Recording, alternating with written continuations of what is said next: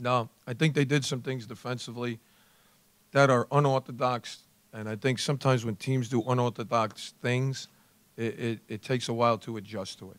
That's all. That's all I thought it was, and also the atmosphere and everything. It's a lot, you know.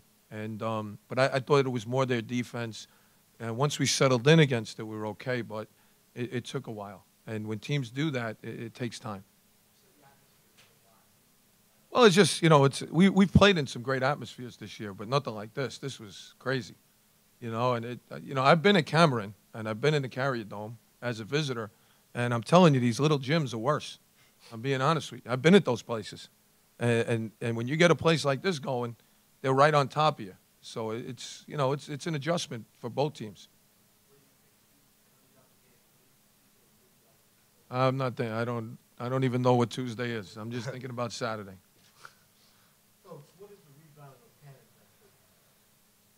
Oh, he's had an unbelievable career. I mean, he's going to go down as probably maybe the most prolific career in the history of the school. You know, they've been playing basketball here for 100 years, so that tells you something.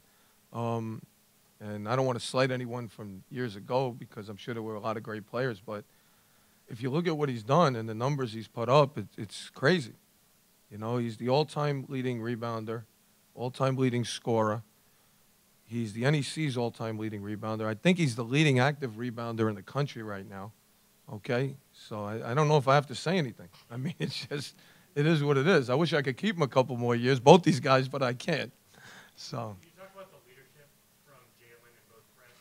When they cut it to two, Jalen had two big buckets, and then Brent was on all night with 31. Yeah. Well, you know, it's probably we didn't get on the ball enough. And then credit them with their defense. It was hard to get Jay on the ball tonight. But then we just kept going to one thing and trying to get inside to him. And but their leadership has been there all year. The thing about our team this year, probably we've had it in the past, but more so this year than any year I've been here. There are defined roles. These two guys are the leaders. People know it. The other two seniors are doing a great job, too. They're playing like seniors. I'm really proud of them. But these guys are the seniors, and they're the leaders, and there are defined roles on this team, which we were having trouble with a little bit early in the year because we did have, you know, we have a lot of guys back. We got 7 new guys, scholarship guys, so we have more than half our team is new. But the new guys, to their credit, have bought into it, and they understand that these guys are the leaders, and they've just kind of fell into place. And these guys do a great job of leading by example, and they have to be respected based on what they've done.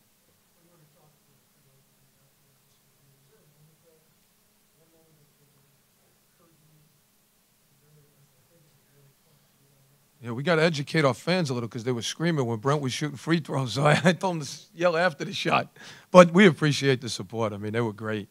And the school's done a great job of, you know, getting people excited. And, you know, it's fun. It's fun. But we got a job to do. We got a couple more things to do here.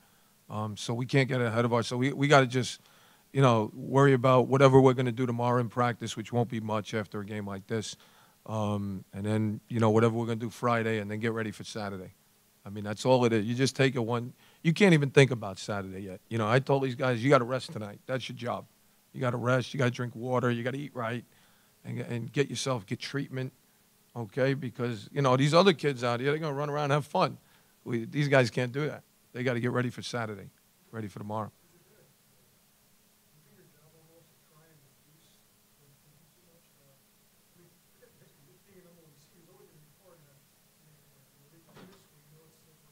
Yeah, but that's for other people. We know how hard it is to win one game. We know how hard it is to win one possession at this level in this league. So we're just taking it one possession at a time, one practice at a time, one game at a time, one whatever at a time. And that's it. We're going to do our best, and whatever happens, happens. I'm not putting pressure on these kids. They've done more than anyone ever thought they could do, okay? And we're just going to try and keep taking it a step further and grind it. We're a tough group, and we'll just, if our best is good enough, that'll be great. And if it's not, well, that's life. You know, you learn from it.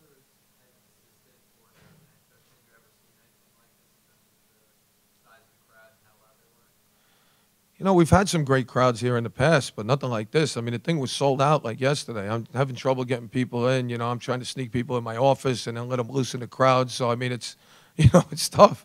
And, you know, my crazy friends are calling me at 4 o'clock thinking they could get in. So, you know, it is what it is.